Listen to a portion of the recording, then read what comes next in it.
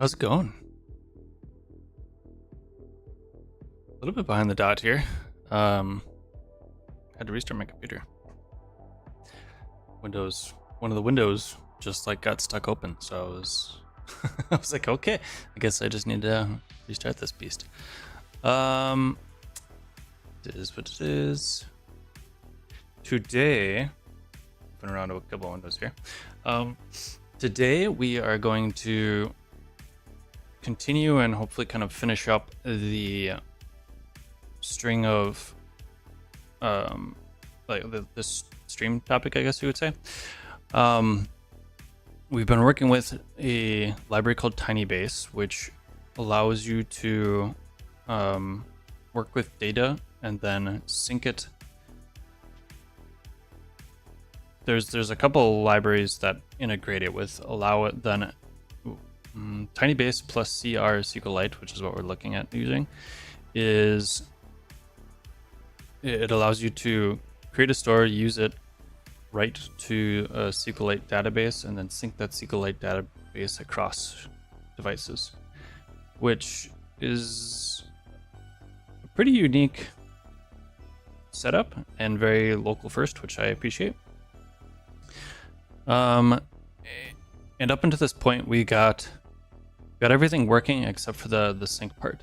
So what we almost were to that point last week. And I think what we're going to do today is, at least to get a local setup working, we're going to run a little WebSocket server that then assists and handles the syncing part of it. And we have it within a Tori app, and we can also run it, just like open it up in the browser. So the idea then, I think, will be that we run a local WebSocket server, and hopefully we see that sync between the two. And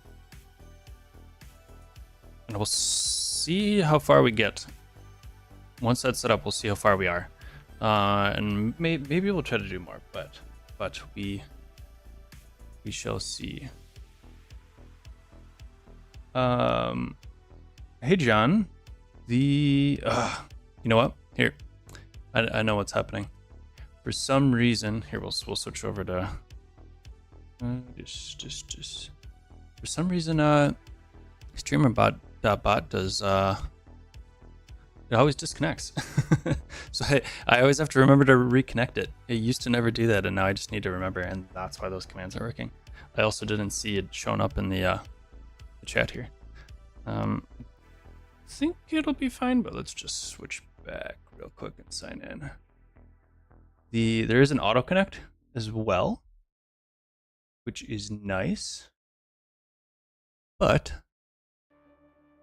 it is broken. It doesn't seem to work, so I don't know.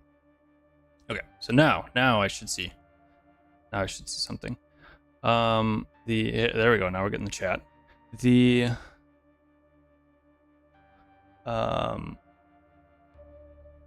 Try just drop. I don't know if drop hello is gonna do anything. Also, I might need to restart the model to reconnect it. We'll just try it. Did I do it too fast?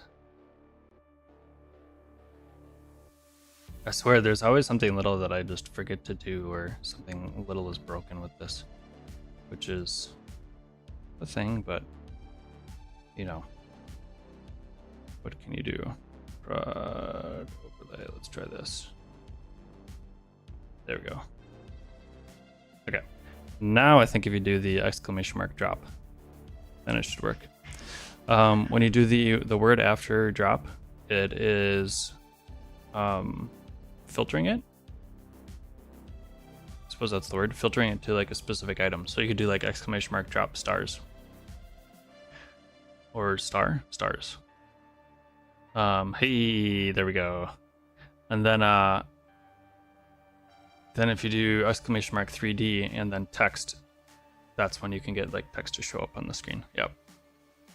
So you kind of have to drop on, or you kind of have to guess on what the filter is for some of those models. I haven't actually, I mean, other than looking at my source code, I haven't written down anywhere that's like available on the stream. Hey, there we go. Sweet. We're all working.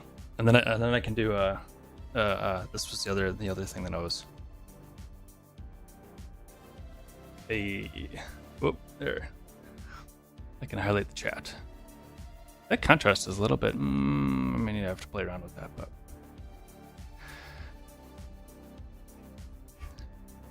we got everything working. I am glad that it's working, but it was not without effort. All right. I also need to like resize this. My snap is different because I changed this whole layout too. Constantly changing. Okay. Let us get rolling on this.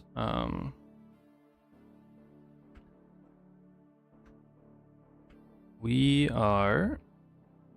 I also need to. I'm in front of this, aren't I? Yep. That's the other thing. Might need to like make myself smaller or something like that. I think that's gonna end up being the ticket, because, I suppose I could shift myself over too. We'll worry about it later. Yes, we will worry about it later. But I'm still deciding what I want to do. I think I move myself more into the corner and make it a little bit smaller so I'm not I keep it's backwards. So I'm not overlapping that bit so we can actually use the screen. I moved things around for a couple reasons. Now my camera's not reversed. Do I have text somewhere? Here. It's a USB switcher that I'm not using right now. Text is not backwards. But now my pointing is all opposite of what I remember it being. And then this.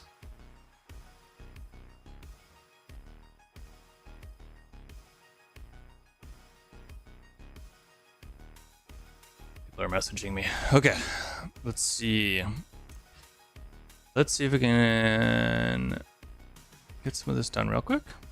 And then go from there. I think it's... Do we put it in this? Yes. And I think our Rust analyzer is still gonna work, yeah. We have this monorepo, which has a bunch of these Tori projects. I used to only open it in the VS Code in a specific, like in a specific folder within that, like, it's not really a monorepo because they're not all linked together in any way. They're just all contained in the same repository. And I did that because Rust Analyzer wouldn't work if it didn't see the cargo toml in the root. But now it seems to work fine, so I've just been opening it in the root of the project. We got some of our work that we were working on that we were plucking around with last time. We got what seemed to be a SQLite database that was working and running. It Tori.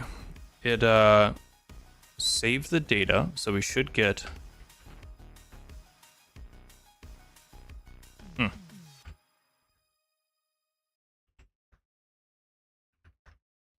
we should get it opening it up, running, and still having the data that we had in there last time. So it should be, I believe, saving it to the browser if I recall correctly. And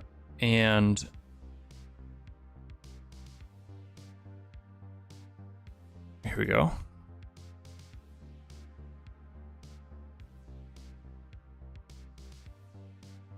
Anything?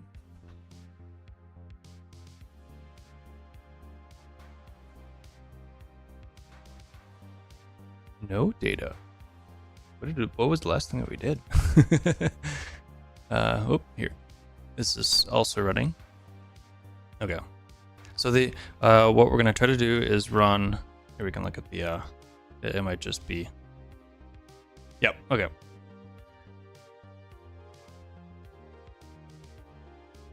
It might just not be displaying because we messed something up as we were playing around. There you go. Okay, so the data is still there. It might be a little small. I don't know if I can zoom in at all. Nope. This was there. And what we want to do is get this to sync with a thing, which then allows this to sync with it as well. And I think that's going to sort of be our goal today. I got a bunch of people messaging me.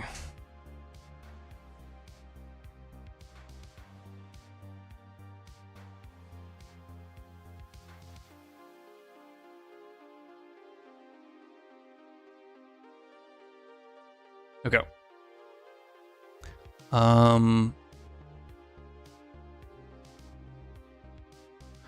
So I was reading this off the stream a little bit yesterday. And there's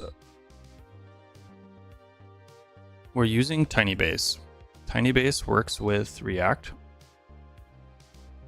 Well, it has a React integration and it's got like components. But the way you can save data is sort of these pieces here.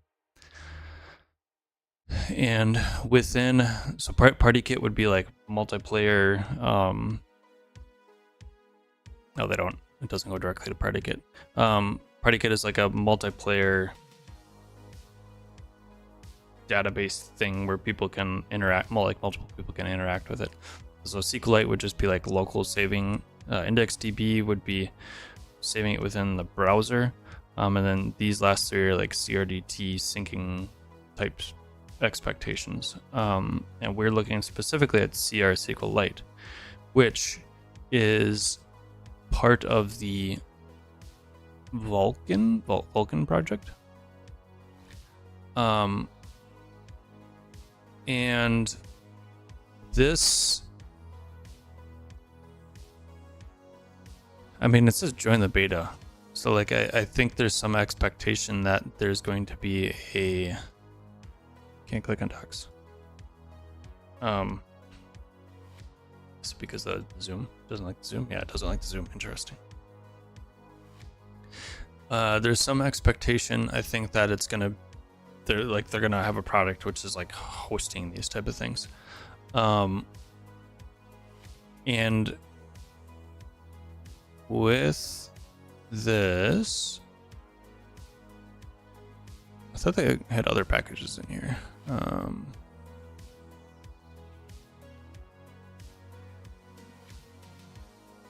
thought there was other packages in here, but maybe not.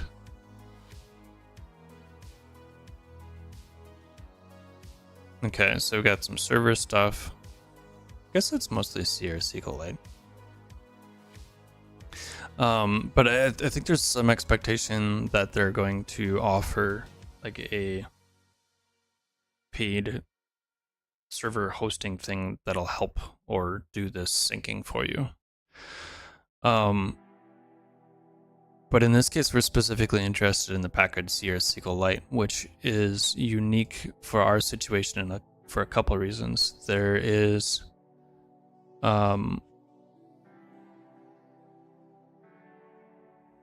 where are we? Not finding the thing I was looking for. There's a couple things that are interesting about it. There's a few ways we can run this and handle the part that does the syncing. And when I say syncing, we're taking multiple SQLite databases and like merging them together in a CRDT type way. And CRDTs, if you haven't worked with those before or are unaware of them, it's a conflict rep. No, I can't remember. CRDT. It is conflict-free replicated data type.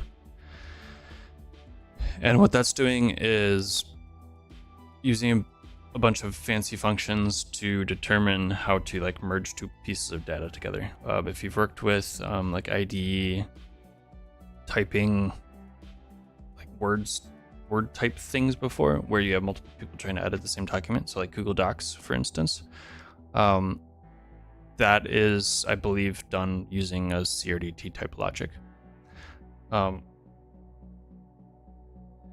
So what's interesting about this is with like PartyKit, we could have multiple people editing the same like data set. So you could have, in our case, we're looking at potentially using this in Finatter, the finance app that we've been kind of going back and forth with on the stream.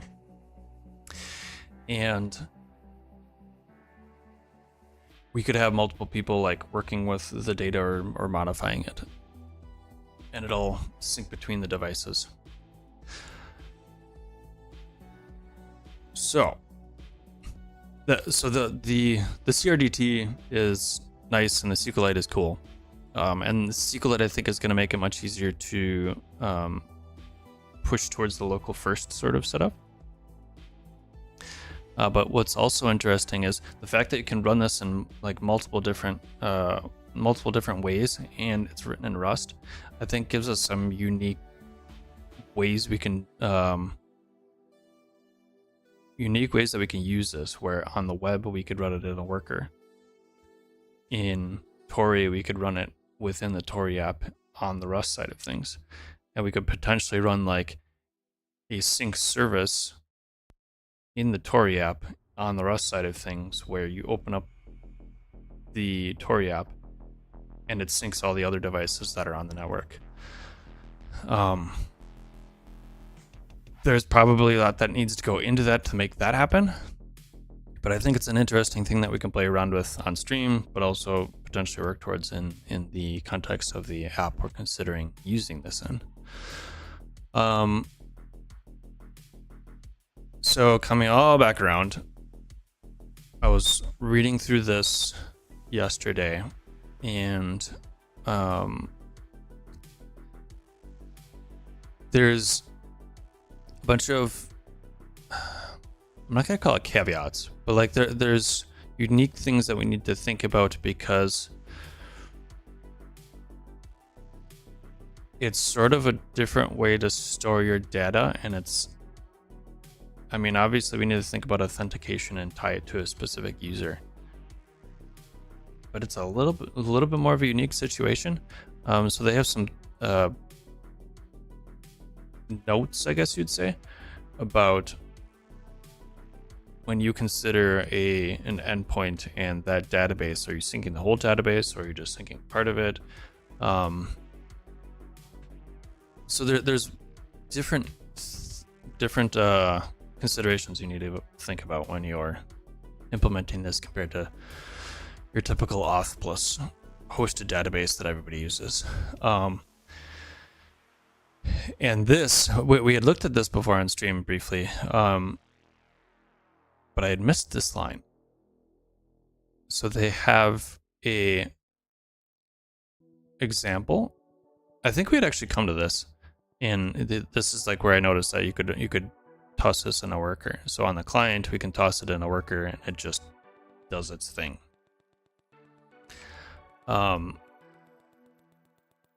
But here's a little server that we could run, which will allow us to have a thing which these clients can then talk to and do the syncing. So I think we tried this. I'm not particularly. We want to get this running and just see the syncing happen. I'm not going to be too particular about like how the syncing or the hosting type of it. This would not be something that we obviously, well, not obviously, but we wouldn't want to necessarily run this locally or as like a sidecar within the Tori app. This would either be a server that we host somewhere as a convenience for people to use as a syncing mechanism,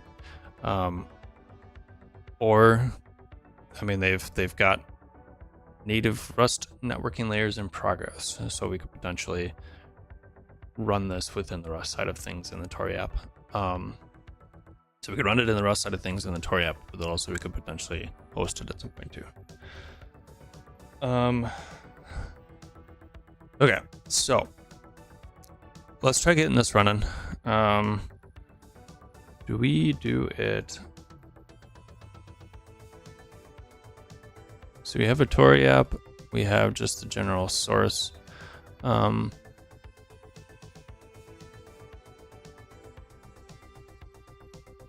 we're gonna need some dependencies. Do we have those already? I guess we removed some of them.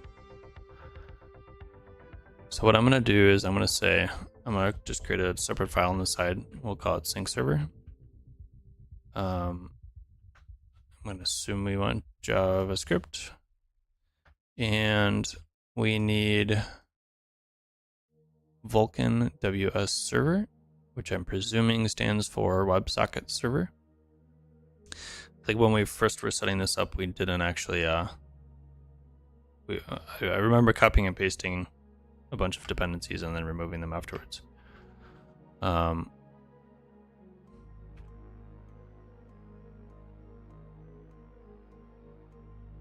HTTP standard library. I don't think we need to do anything with that. I'm presuming Express comes in with this. So I'm gonna assume that we don't actually need it as a separate dependency. I'm gonna kill this, reinstall, and then I think we do 2 separate commands here. We'll just run this on the side. Not Rust Playground. And local first. So now we should be able to say node server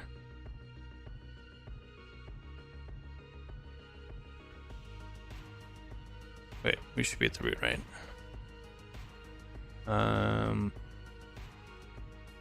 Yeah, node sync server JS. Okay. All right, so we don't have Express installed.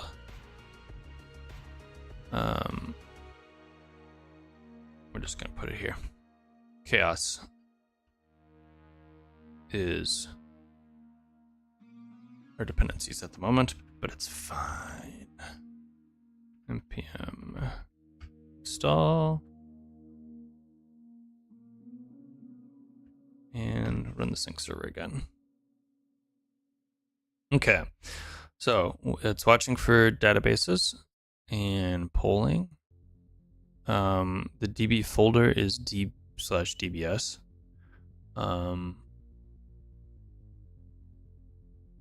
Do we have? I don't know if we even have like a database folder set up yet. It's fine. Where's that? Here. Main.sql. I don't think we. I think that's fine. Okay, and this looks right. Schema folder is that, and then path pattern sync. And then they do have a note here. You can provide an optional auth handler to verify tokens from the client.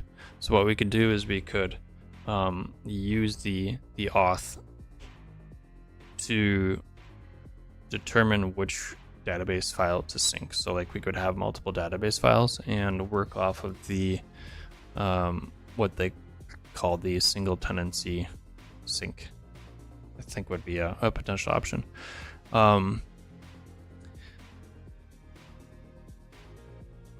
All of the rest of this seems pretty straightforward. Okay, so now we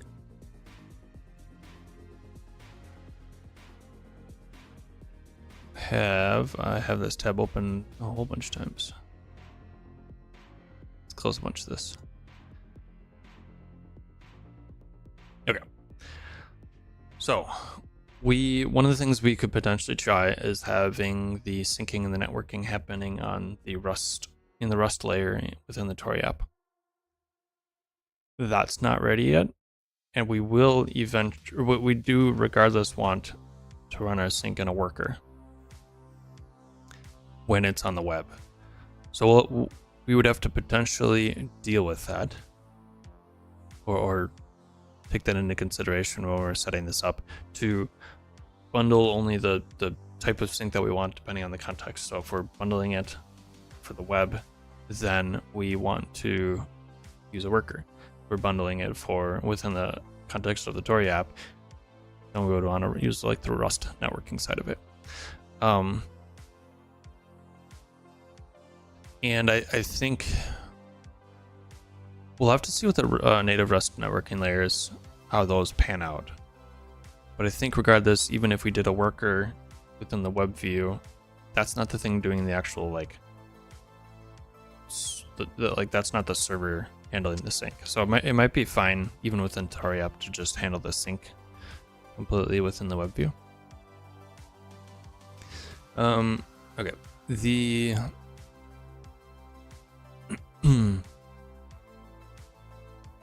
okay, so they've got Vulkan Vite starter.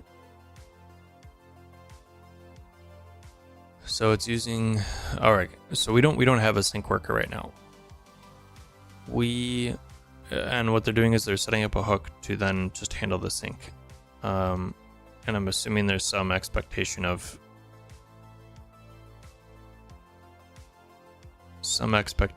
it just running as needed. Like this doesn't have there's not like a dependencies array or anything like a use effect, even though it feels very like a use effect like. And it doesn't specifically say if we need to do it within the context of the provider or not. I'm gonna take this as more of a what's the word I'm looking for? Not convoluted, contrived. A little bit of a contrived example, which is fine. I'm okay with it because they then link out to a full example.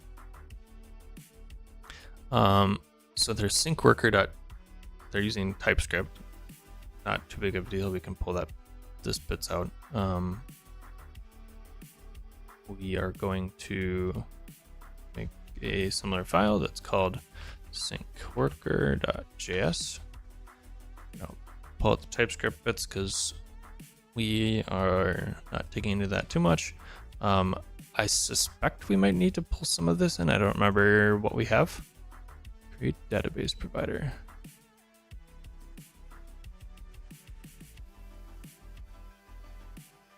We might need to come back to that.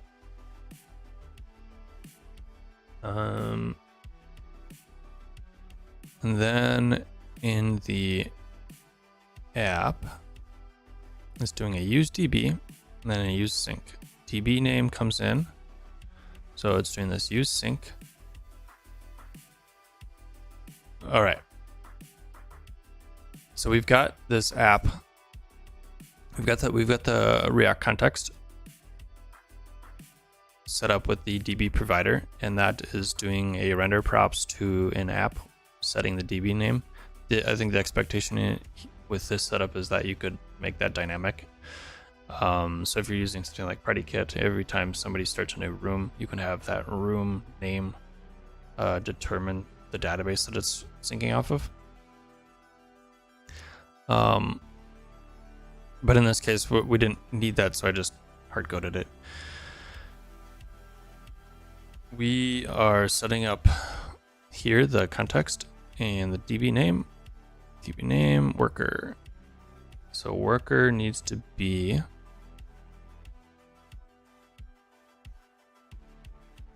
just have a const sync worker, and it's presuming importing it. Yep.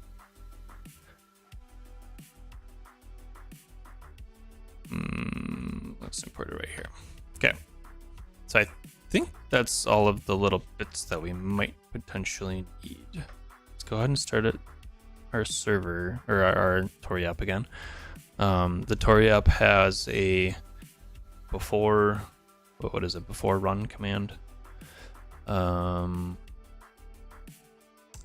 The before dev command, and it's running npm run dev.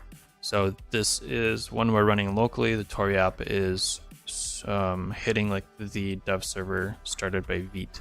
So we both see it within our TinyBase app and the web view, but also we can just visit it directly in our browser because it's just running the Vite server, which we can see like the Vite output right there. We are getting an error though. Usync is not defined. Okay, that makes sense.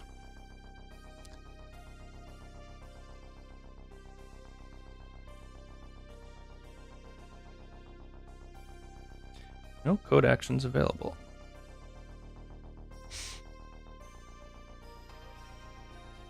Use sync comes from Vulkan React. And we're doing it here. Use sync.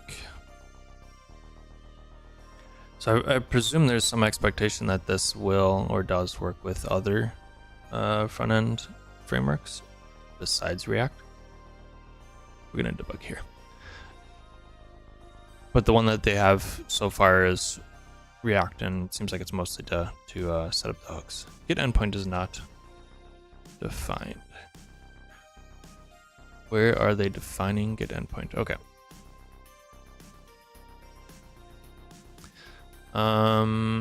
Sure, that's fine. Protocol, they're doing WebSocket. This would be local. I think WSS is secure, so like HTTPS versus HTTP.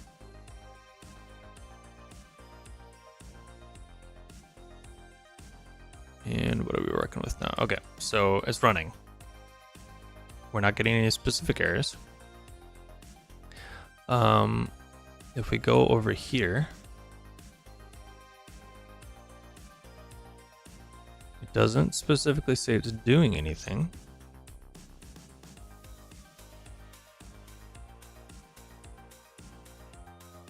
And we got values here which don't match up here, which makes sense.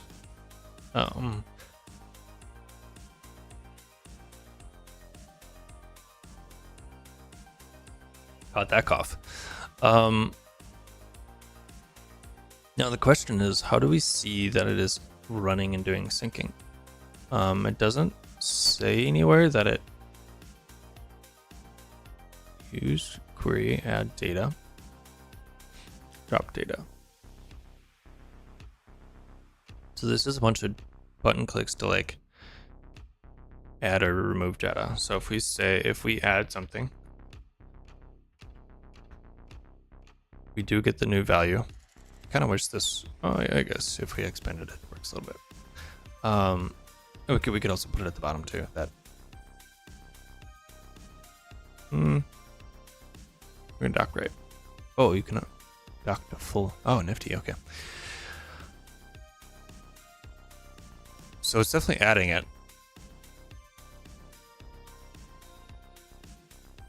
We're not getting any errors, but I don't see any syncing happening.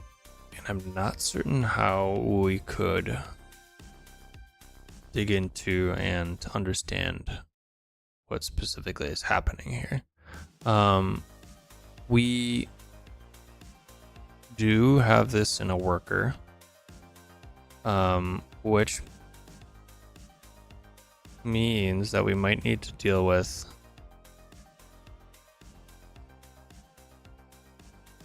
do they have any notes in here? We might need to deal with HTTPS because workers tend to be sensitive to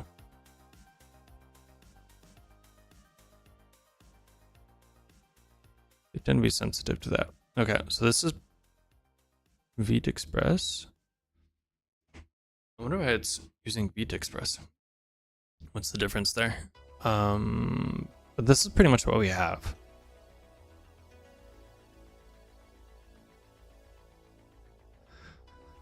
A database schema file that is automatically migrated. Auto migration is still a bit. You may find yourself needing to wipe the DB or change the DB ID when using auto migrate. Okay.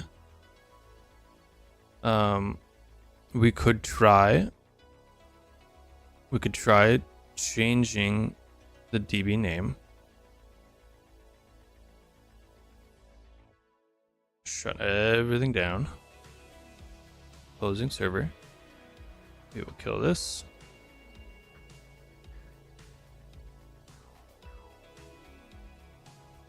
We don't have a DBS folder. I think that's a little bit that we're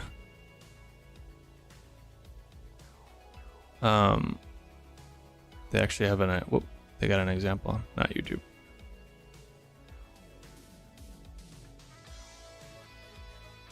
Cool. So I'm guessing if y'all fuck around with this.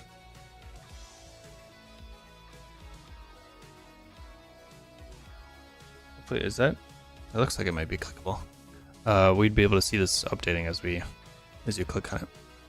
I'm gonna just pop this out.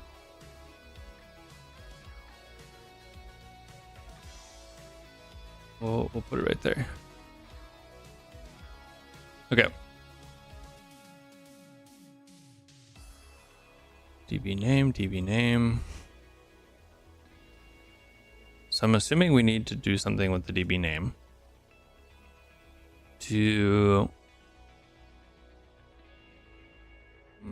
because like the way it's saving, their note here saying that with the migration stuff, we might need to wipe the database. But we also don't have a SQLite database. So what folder is that in? That is in the root DBS. So if we do DBS, actually let's do I'm gonna do the same thing, do a git keep. That is sort of a placeholder file to cheat. I don't know. The git keep is a file that then is actually saved and considered by Git with the expectation that this folder needs to always exist, but it doesn't need to have anything in it. That saves scripts from like having to do a make dir to make sure that folder is there before like making ephemeral files that end up showing up in there.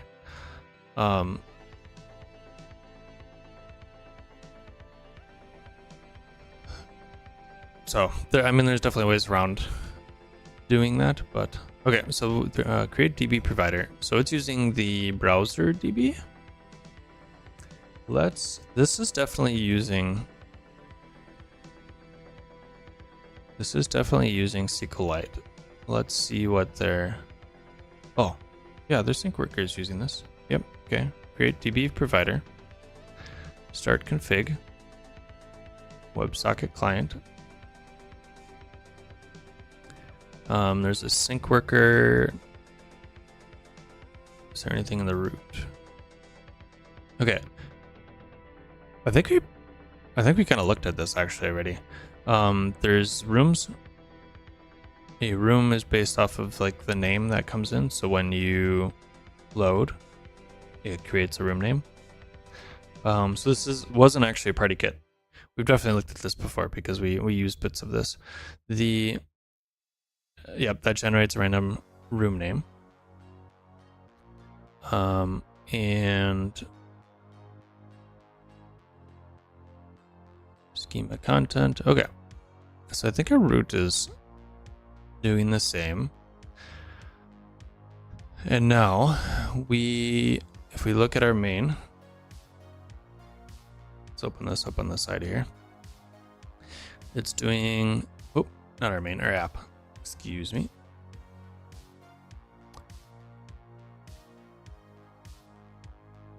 We have a bunch of UI elements and stuff in there that doesn't matter too much. What we really care about though, I think, is the useDB, which, yep, useDB, sync worker, the get endpoint. Wait, where's the use sync coming from? Line 1. Oh. Oh, they have it in. They have a React import in here twice. So use DB, use sync. Import and sync worker. Get endpoints. So they set up the use DB and then they do the use sync endpoint there. Window.location.host. This might come into play. This might have something to do with it because I think the window location might actually be different. If we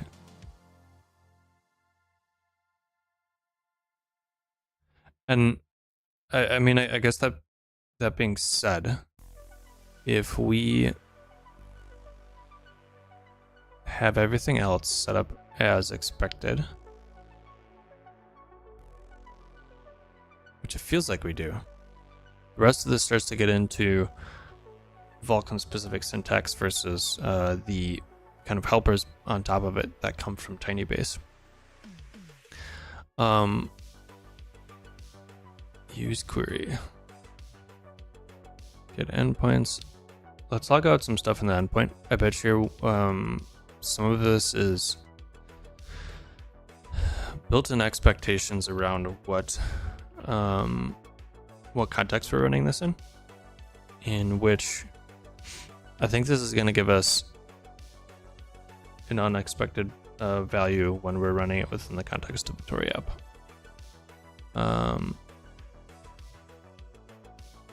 So let's go. We'll run this again, and then we'll run Tory dev, and we'll refresh this. Okay, so it is localhost.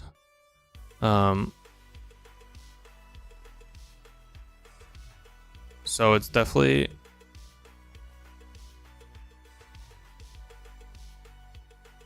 returning a sync endpoint.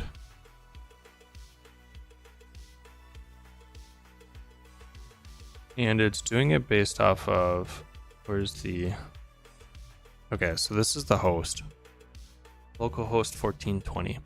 And I think what the issue that's happening here is that we're expecting an endpoint that also has a port that's consistent with this. So right now, this is listing on 8080. But really what we need to be listening on is, there's a lot better ways to do this, but like, this should technically work. This would give us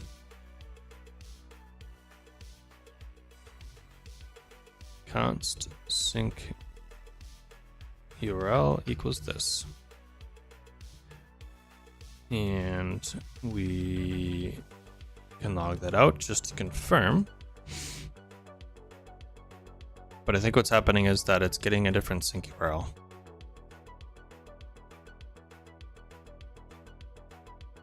And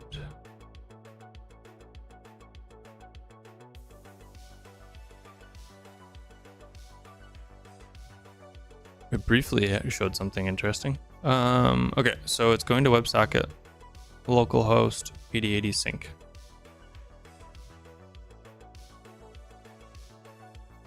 I don't know, ws//local, that should be right. I think that should be right. And then if we look here, it's pulling these in. So there's definitely data showing up and coming through. But if we refresh, it's like that first load there's something wonky with that first load. You can see that we did get the database cleared out because it doesn't have the previous values in there because we have a new database name. Do we have any like database files in here? No, DBS. It might be something with this syncing. We are doing an auto save and an auto load.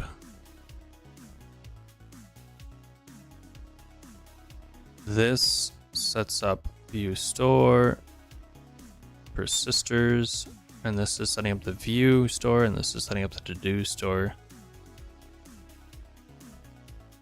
And then metrics. We could potentially strip out some of this just to eliminate our possible edge cases or situations that we weren't we're kind of like not accounting for.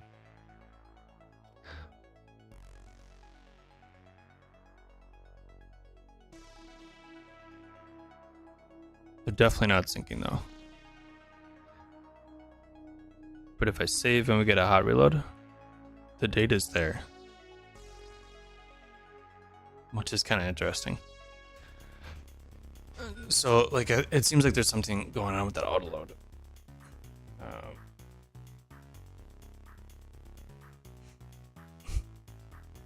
Okay. Metrics, to-dos, table ID.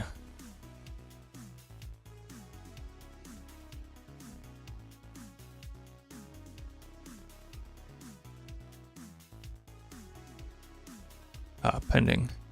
Okay, so if they're done or not. So if we check one of those, clean the floor is done. That makes sense. Okay. Validate down nesting.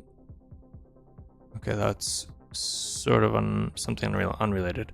It does look like we're getting syncs that are coming through, and we're not seeing anything. Watching DBS for changes using polling. I wonder if there's something with the SQLite part of it that we're not getting any actual databases there.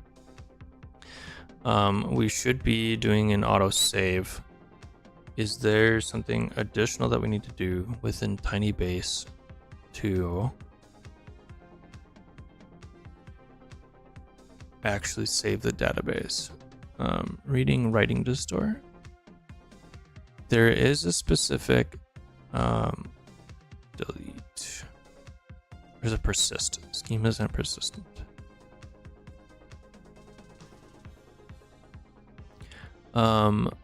We are using this one, and it's using cr-sqlite wasm.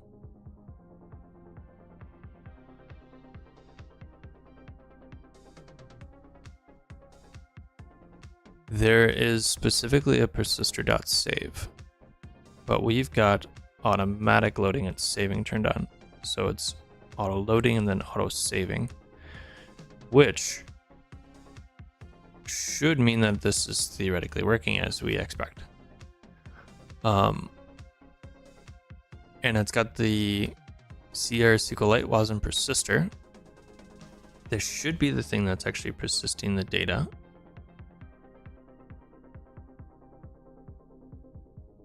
But I suspect there's some issue with our setup that it's not.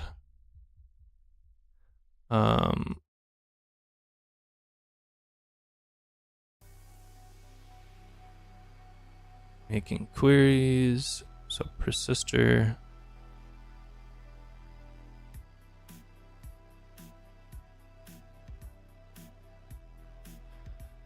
So the create SQLite, cr-sqlite wasm persister takes a stored database config and then on commands. So when we start, we are doing a store and a database, which is coming from context, which is using useDB, which is coming from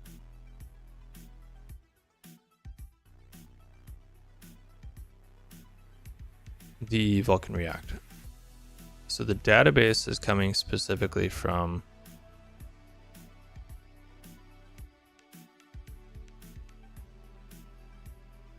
use React. Init wasm. I think this is the bit that we might be missing, but I suspect some of it comes from that useDB. So if we have, I mean, I guess there is specifically this. Is this the same starter? Vulkan, tiny, okay, so this is specifically a V1. There's an import DB coming from that, and useDB is coming from there still. Where's DB showing up? I can actually see this.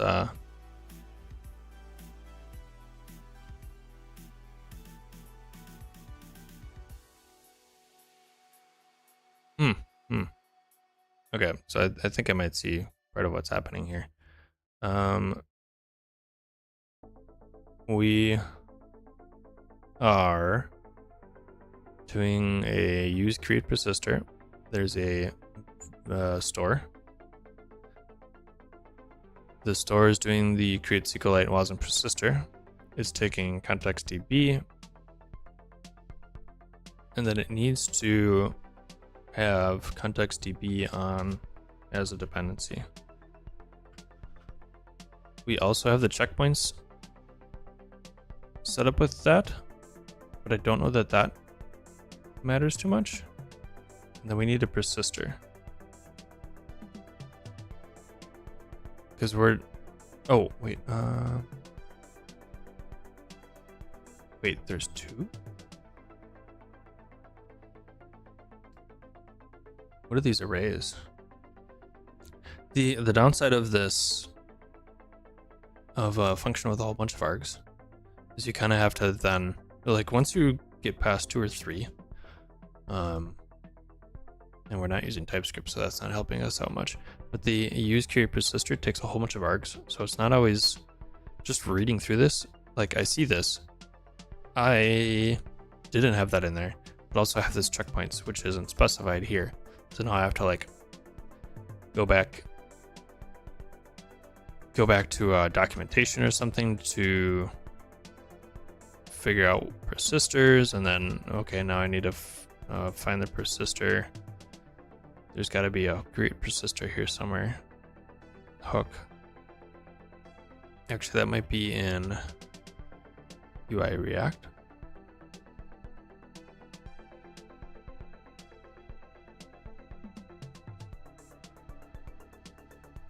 There should be, we gotta use checkpoints, metrics query here, use create persister. If we had an object, we were basically specifying these where we could say store, create deps, then deps. Okay. So like, if it was an object, we would be able to just read this. Like it would be, you know, then deps, because we got to specify it in an object, which ends up being a little bit more verbose, but honestly I prefer it once you get past like 2 args or so. Either way, so create deps for the create function, which if any change result and get it to rerun. Okay, that probably has something to do with it. Let's go ahead and refresh. Don't have any.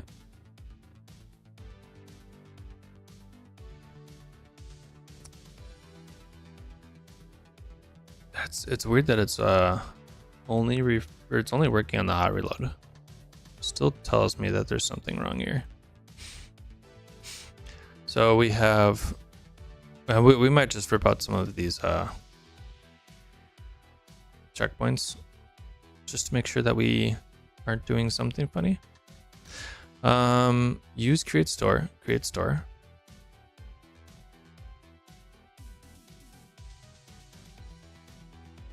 TinyBase debug. Wonder why it's coming from there.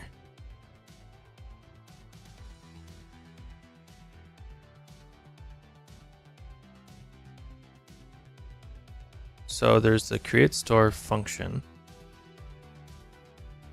I'm assuming that that's working correctly.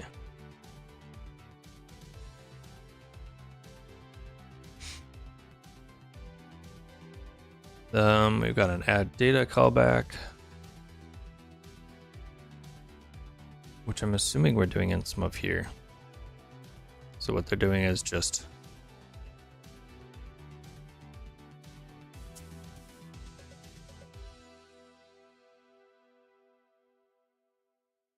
they've got buttons where you can click add data and drop data, which is the thing that we were just clicking on.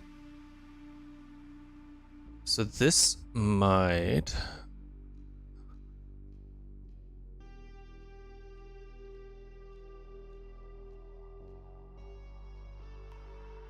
Is this good?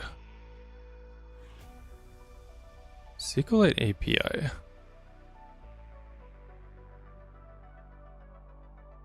It's hard to tell. I'm not quite sure where to look. I think is part of it. Like if it, to understand if it's working or not, like it seems to be hitting it seems to be hitting some SQLite stuff. We got a URL where this seems to be hosted. Like if we would go to visit this URL, I mean, it's WebSockets, so it's probably not going to work. And like so it's listening on HTTP. Is that the problem? Is it because it's listening on HTTP?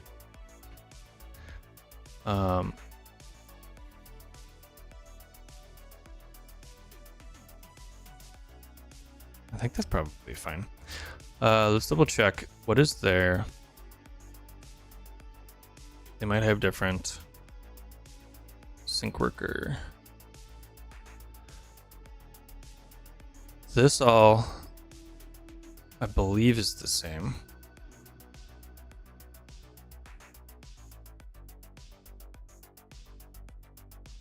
Seems the same to me.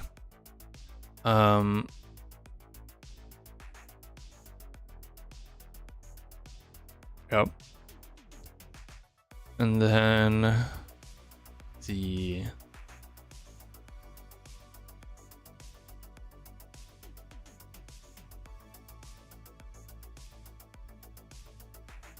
what do we got for this schema?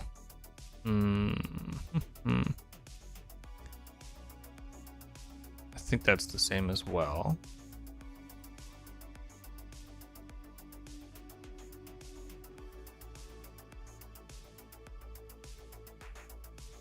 Seems fine. And then what else is there? I don't actually see much else in this.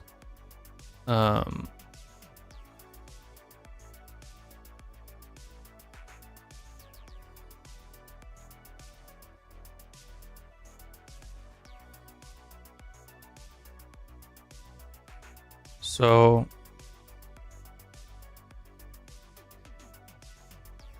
there's a fork.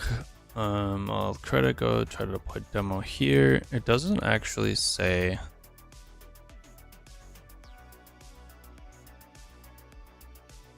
Let's look at their starter. So we got a client and then there's the server.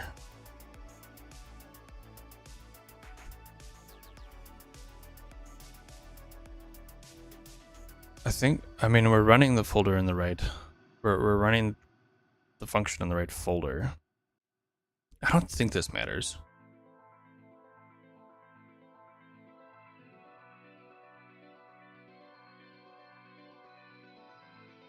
A client that runs a SQLite database schema file.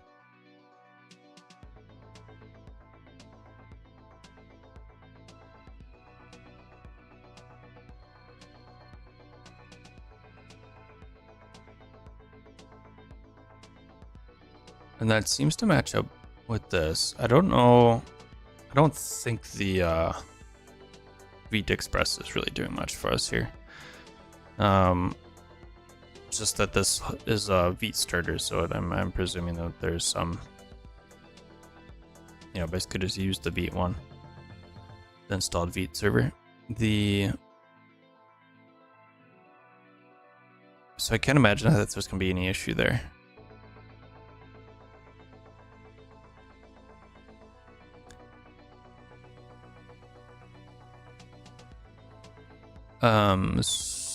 The DB's folder is empty, etc. This is set up for fly.io, I'm presuming, because lightfs is a fly.io thing. Set up the database in Fly. So when it's published and launched, the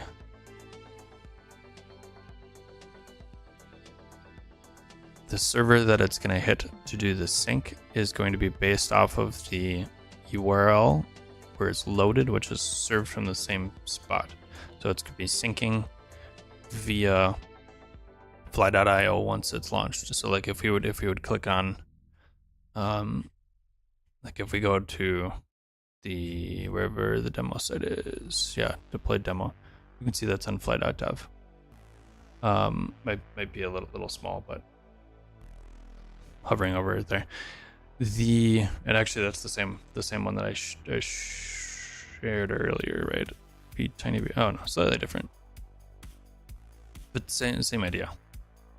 It's creating database. So now if we duplicate that, we should be able to see it here. Yeah. That's hitting fly.io. When we run it locally, we need it to hit that URL. And that URL is determined based off of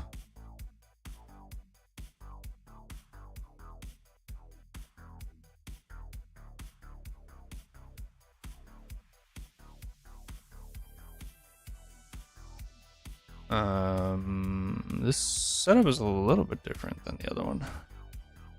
Root here, get room. That determines the room name. So we've got just like a set room name. And then within our app, there is, oh, maybe this is the difference here. Our sync worker seems to be the same. Main.js seems to be the same. The use sync is doing this get endpoint. Here we are doing a context use DB. Use DB is coming from Vulkan. Then we pass it to the use persister, noting context.db as dependency. We don't have the use sync anywhere. I suspect we don't need that because it's happening in the use create persister. That is my assumption here. In the use create persister, we're giving it a store. Is that an initial data set?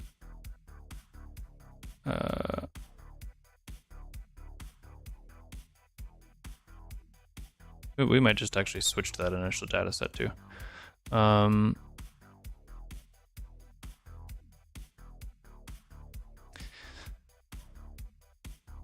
Mode tabular,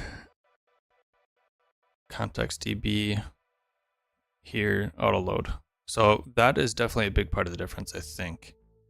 And then it's got these ways to interact with the store, of which we already are doing.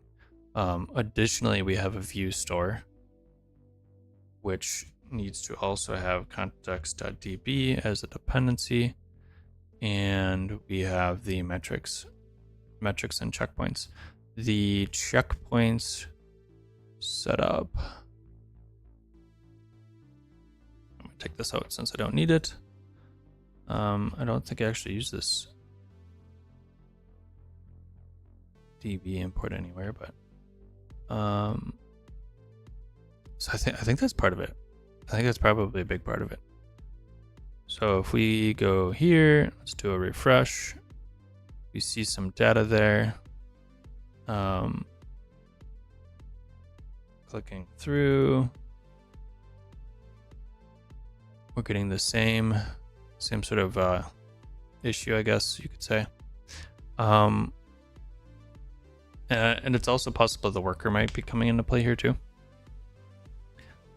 So if we would, just to make sure we're debugging that properly, if we would say add something here. There we go. That might be a big part of it. If you didn't see it, the browser with the worker did the sync as expected. So we'll put these sort of like on top of each other here.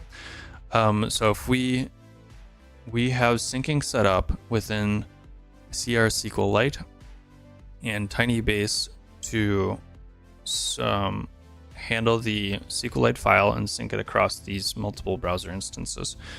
So if we add something here, we will see on the right side of this window that value show up here. And I should probably do something different.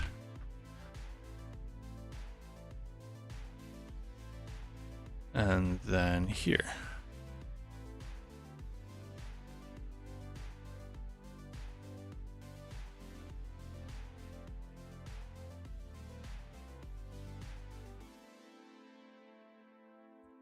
make that smaller. There we go. And here. Perfect. So that seems to be working. It's not syncing with this. So now we're into Tory considerations, and that makes sense because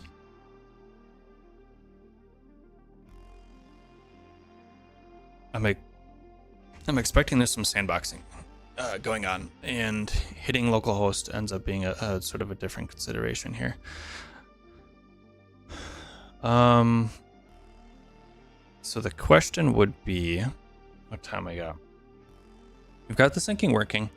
It isn't persisting it, so it's saving it anytime I do something. Do we need to do something specific to get it to persist? And when I say persist, I'm expecting it to, when I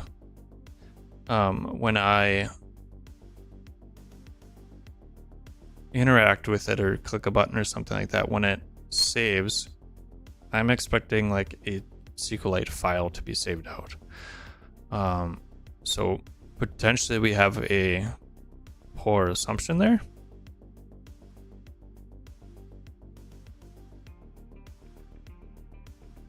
Persisting data.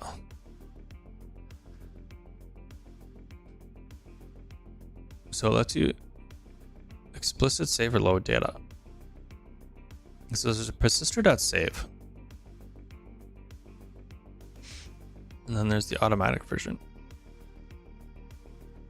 You often want to have both automatic saving and loading of stores so that changes are constantly synchronized.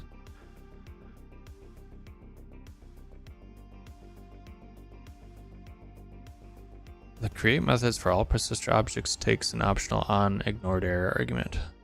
Okay.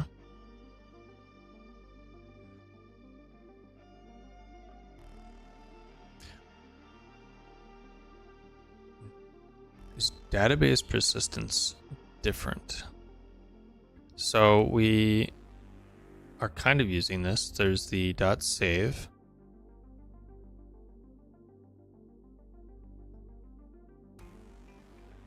And it might just be like saving it within memory or within the browser, because I think I bet you that's actually what it's doing.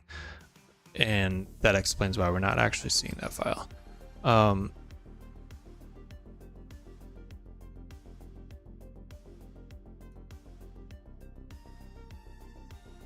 The DBS folder that we have locally, then I'm kind of expecting, I had been expecting to see a SQLite file show up there. I think we would only see it with the sync server, and if that's doing any like persisting. So there's a server for whole cr-sync, which is what we just looked at. And we can, so this is Node.js, day sync for changes. So I think what it's doing is it's saving it in memory. But what would happen if we would want to see it, that server that's doing the syncing, that would be the thing that's saving out the actual SQLite file. And so I presume that if we go in our browser here, we get rid of all these instances. If we look in the application data, I'm expecting to see, I think it stores it, is it in IndexedDB? Yeah, so we got the DB and the DB v2. So when we're in the browser, it's saving it with an IndexedDB, and it's doing that sync across into the other indexed DB on the other like server. So it's technically like SQLite, but it's within the like browser context. And it's not actually syncing a SQLite file, which is fine. And I think that makes sense for browser context. But if we are running it in a Tori app, that is going to be different. That expectation is going to be different, because if we look, let's see, some of this is going to be, it's locked down, so I wouldn't expect to see some of this in here. Blocks for sure. Okay, so we do have this.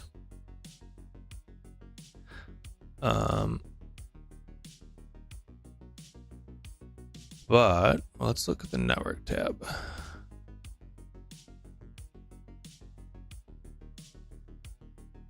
I suspect that there's some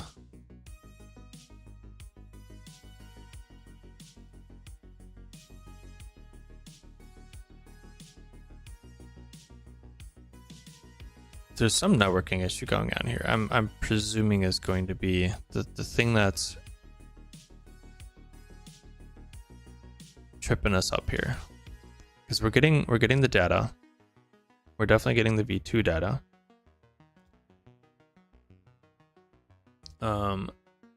But this is not showing up here.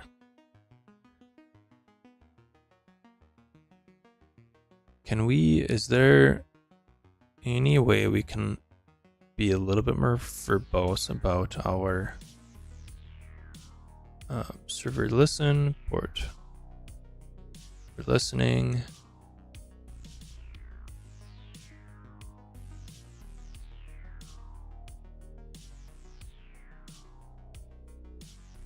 Let's look at this Vulkan WebSocket server. Hi.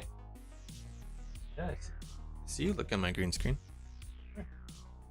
Come say hi. What? Not feeling it today? Nope. Not feeling it today. I get it. All right, so API methods. So that's migrations. This is like specific syntax within the SQLite. Something that we will eventually have to pay attention to, so we can, because we are managing like a SQLite database.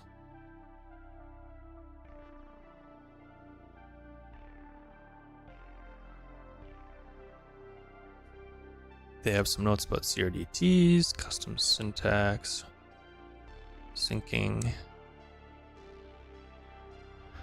Okay, so WASM and browser APIs. So we're using this cr-sqlite WASM. And this like init and database stuff, I'm assuming that's happening within the TinyBase side of things, because we don't need to do that.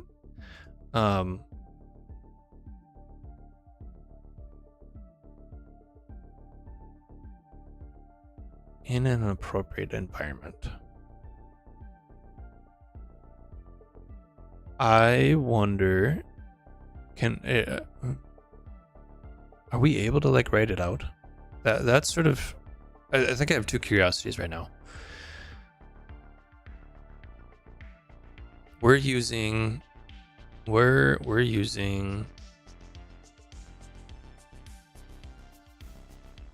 that, which I think means that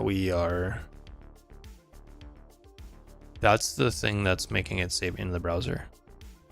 So browser persistence. So you could do it in memory.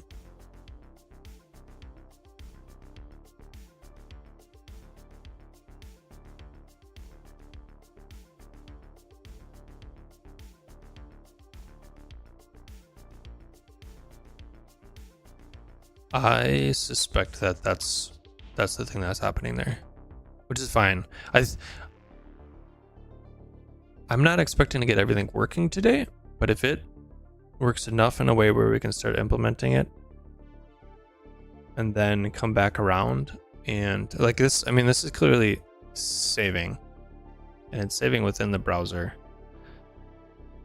Like within this, if we close it and rerun it, it would still connect to that. So like if we look at the, like it is still saved here.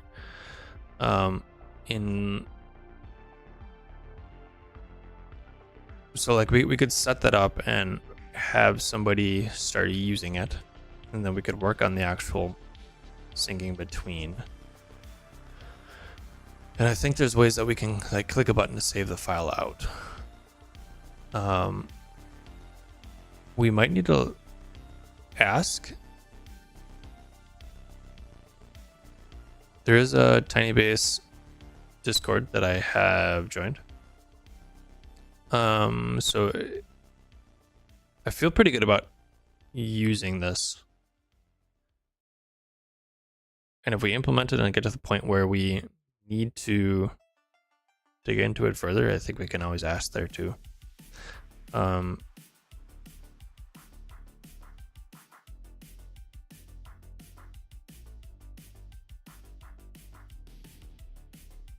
Yeah, so it's deferring to this underlying CRDT framework. So I think that it's using this WS browser DB, which is the built-in browser persistence, I'm presuming, through cr-sqlite WASM. Node.js example apps to do MPC. So I think we can figure it out. I don't feel too bad about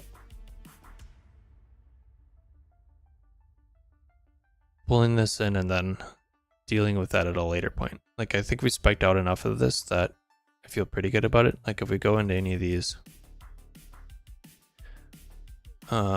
this is an observable notebook, which is basically like running it in line here.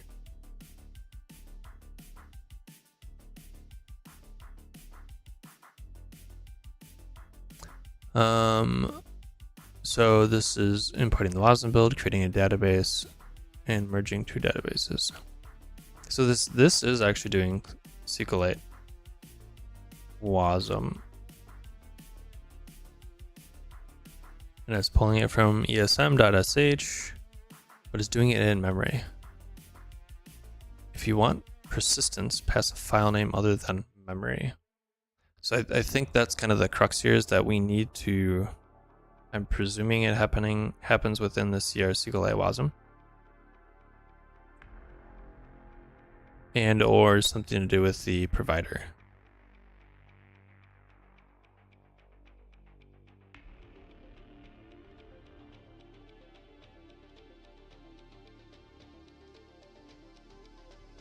So there's save methods, getter lifecycle.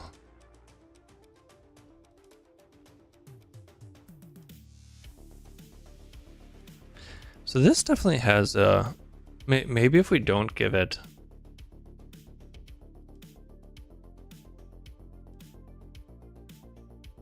maybe if we don't init the WASM and give it a file name,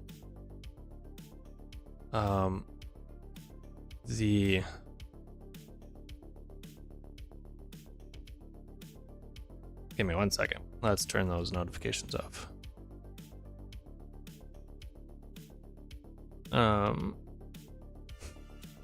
By sending me messages, I will respond very soon.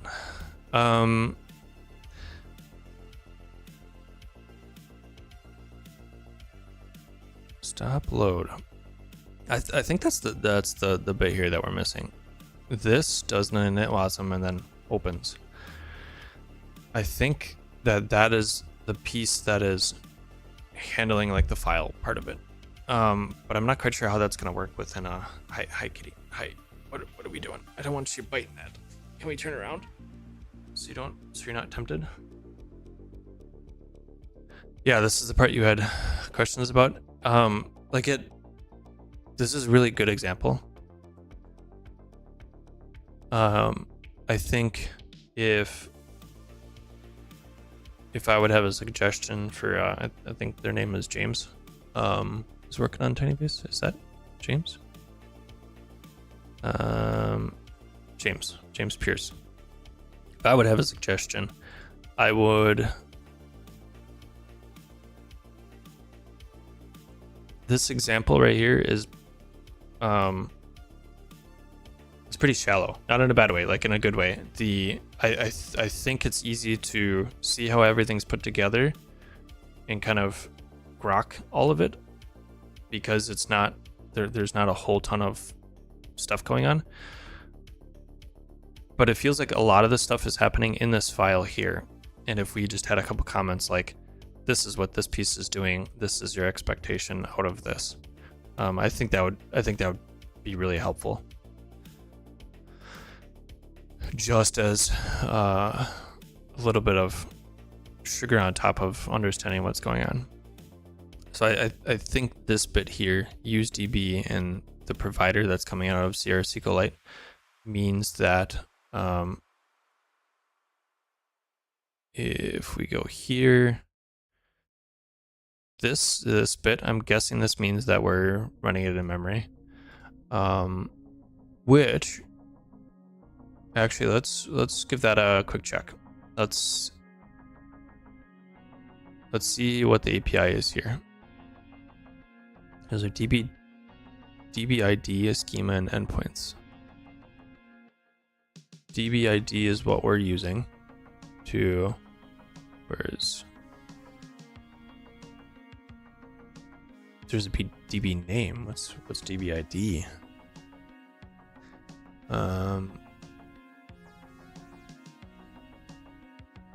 Okay, live example. It's not helpful. Provide one or more databases to your component tree and kickoff sync.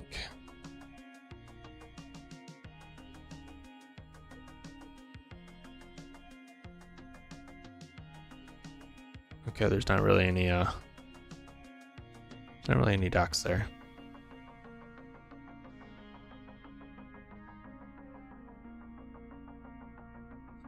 And this is in the starter. Okay. So, is there an API?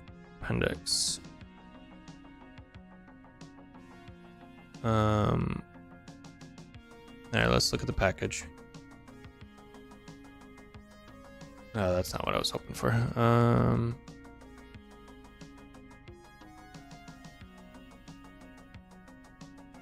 React. Let's look at this. Let's look at this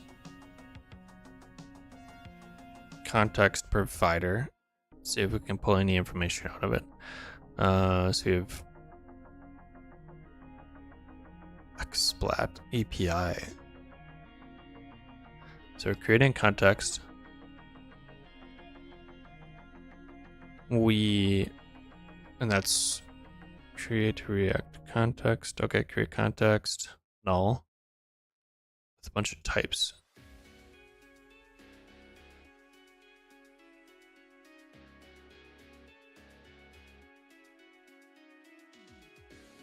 So how is it using it? Or are we storing the information in there? DB provider, here we go. So it's expecting a DB name, schema, fallback, and a render. So the render would be like this render function, which is rendering our app and passing the DB name.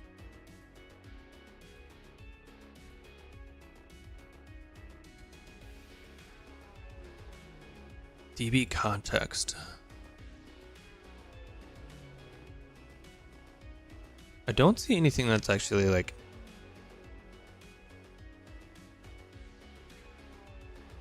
allowing you to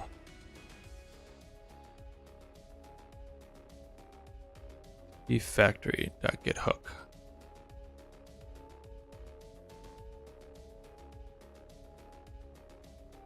Okay, here's an init wasm URI. Your network dropped or something and you had this suggestion to the maintainer of TinyBase. Yes. So I was saying is it this one? Yeah, this. No, not really this one.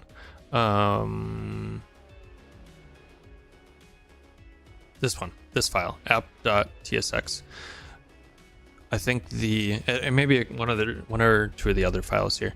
I was saying that I think this is a pretty shallow example in a good way, in a way that allows someone to kind of click around and grok it without having to have a whole README explaining the whole structure and where you need to look for things. There's not much here to the point where you can click into every file and read them. And as you're reading through and scheming them, I think it would be very helpful. And my suggestion would be that,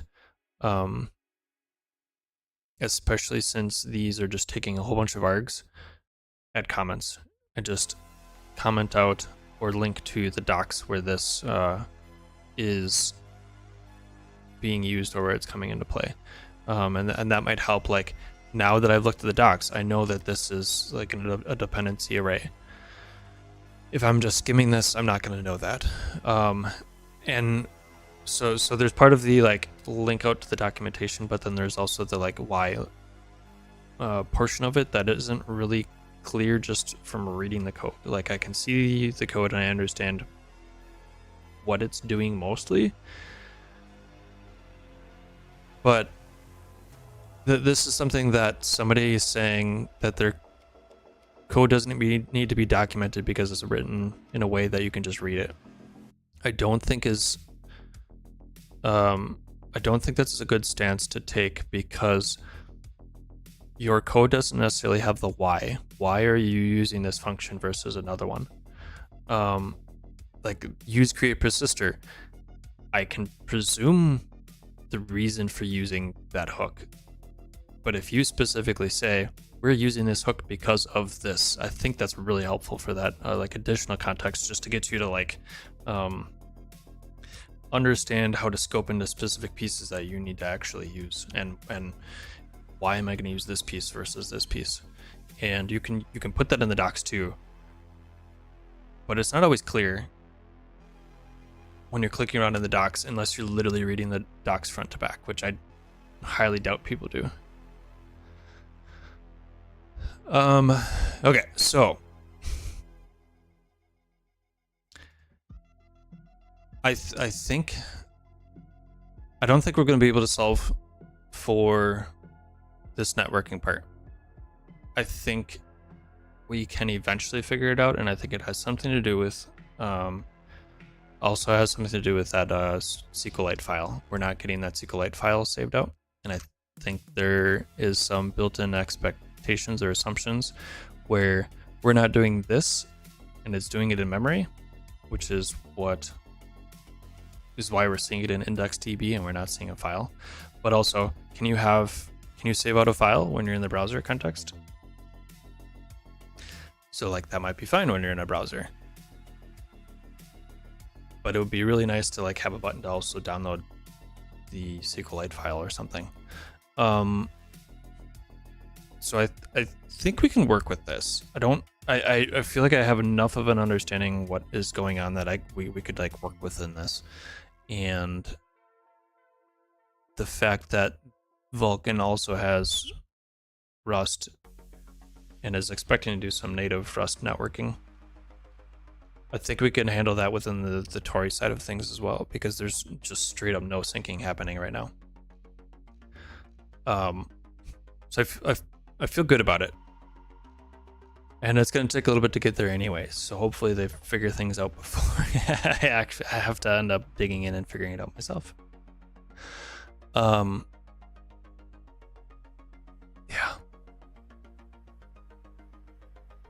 So the DB provider, it eventually gets into this DB factory, and then it's doing this init wasm.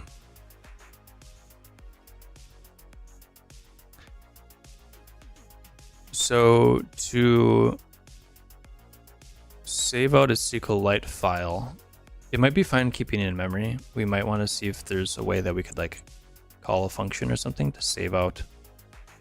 Like we've got save methods. It is specifically tied to the persister. I think that's saving your actual changes though to wherever your database is stored. So there, we might need to like play around a little bit with, like there's the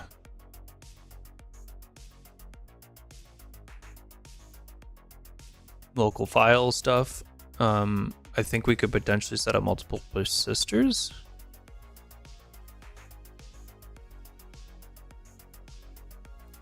There is definitely all these caveats in an appropriate environment.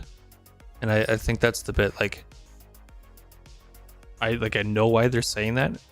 The environment very much does matter.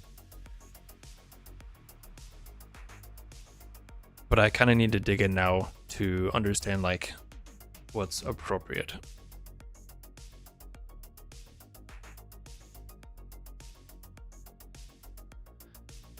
So being able to like, you know, lay out all the different ways and use cases that I would use these different persisters, and one versus the other, in what context I can use them.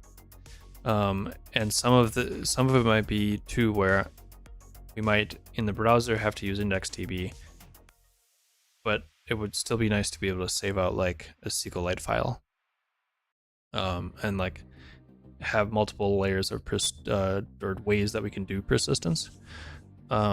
That would be my only open question, and the thing that I'm not 100% certain on. Can we do that? Does that make sense? And I imagine there's probably some expectation that we could do that, because I don't see anything in here that says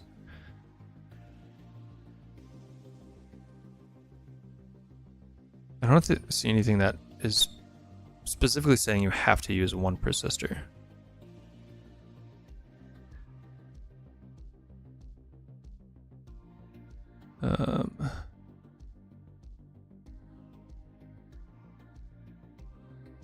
Save and load data to and from different locations or underlying storage types. And we can create custom persisters. So I think we can work with it, and I think we can figure out how to do the Rust networking side of things. But I suspect what we'll want to do first is get this hooked up with Fanatter and start rolling with it and see what it looks like. Yeah, and I get the feeling that this is, I mean, it's still pretty new, I think. And like, I mean, you know, one person working on it, so like their license is from a year ago. There's a lot going on though, so like new in terms of like one person working at it and knocking things out. And I think the persister part of it is the like, this is advanced and it's hard to understand what needs to be documented until you get people using it and telling you like where are the gaps. And I think that's what we're hitting. We're basically getting to it and we're like, oh, this feels like a gap. And it doesn't feel like it's because it's a lack of functionality or attention to the APIs. I think it's just understanding what's needed to actually communicate what's needed to implement these and what's needed to be understood to be able to actually like implement these in a way that you understand what's happening in the background. Does that make sense? I think this is all something that we can work with, and I think it's something that is going to get better over time as it gets more used and more people putting eyes on it. We've got 2 different projects too, so that gives me a little bit more confidence as well. TinyBase is very much focused on a specific thing with extension points, and this cr-sqlite thing seems like a big project. Like that is their focus. So I feel good about it. And I think we got options. And I think this is a reasonable abstraction where we could put it in worst case, absolute worst case scenario. We could potentially, I don't know if pivot is the right word, but like, you know, we could pull it out and put something else in if we really, really had to. Yeah. Did you have any other questions, John? It sounds like you've been digging into it a bunch too. I don't know if you have just been following along and reading the docs, or if you've actually tried things out yourself, but I think we've pretty much explored the APIs enough to get a feel for what's happening. As soon as I like go through enough of the docs to kind of understand what's going on, and then start digging into the actual code to to understand. Like if I still feel good about it and I'm reading their code and I can kind of get a feel for what the intention is for some of these things, I feel pretty good about it.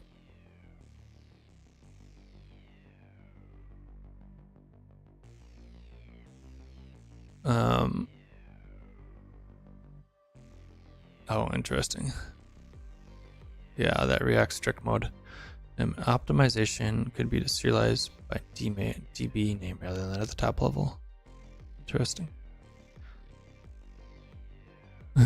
Because React concurrent bogusness.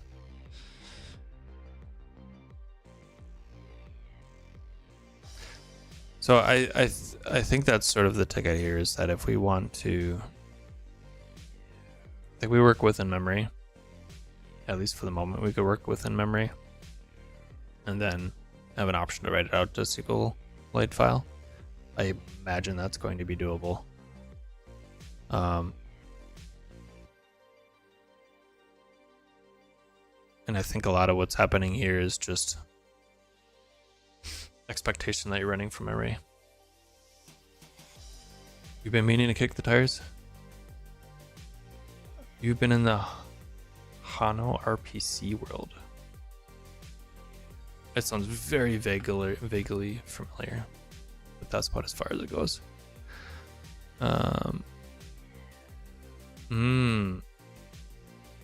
Did I say that right?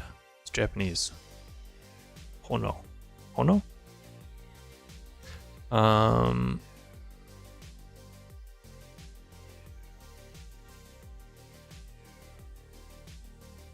It's a web application framework without a front end. Ah, that's kind of cool. So, like a router that you can host on workers.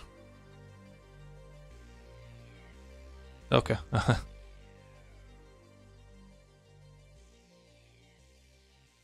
That's kind of cool.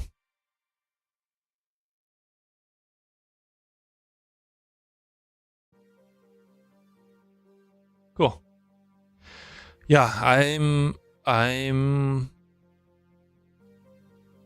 think there's work to be done on the docs, but there's always work to be done on the docs. I think there's definitely enough here that I can understand the value add, and enough to use it to get me to the point where once I start doing more of the deep integration type work, I can look at the code or ask. They seem pretty open to that. And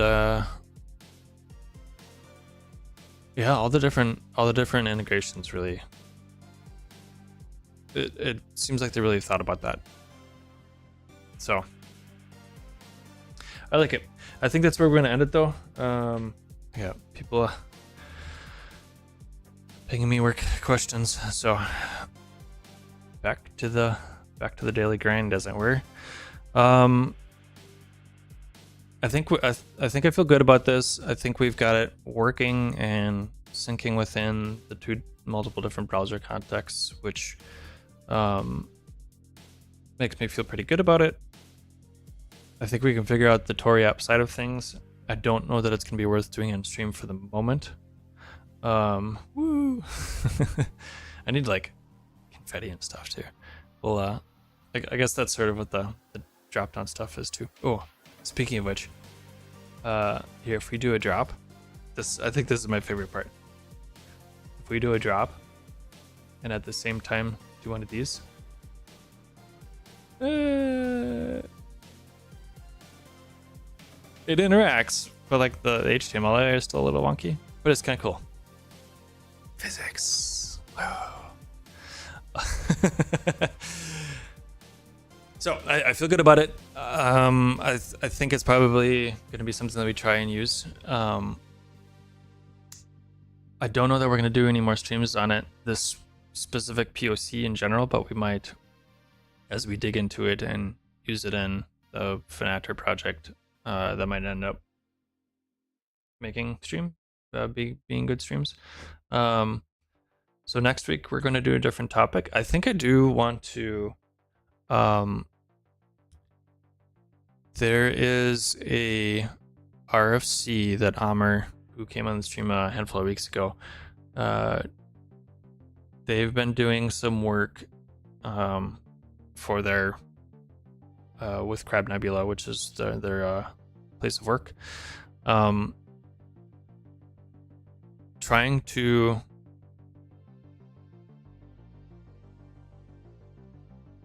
so within a Atari app we have a window and we have the web view, and they're sort of coupled right now.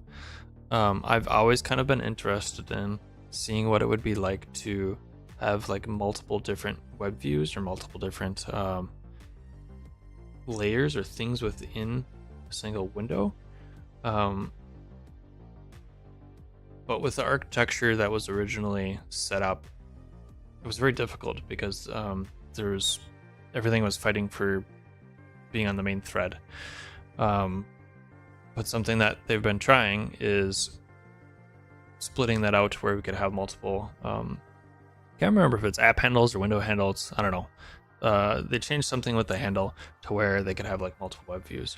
And in this specific RFC or POC that they had done, they had set it up to where they could have a web view and like a bevy app,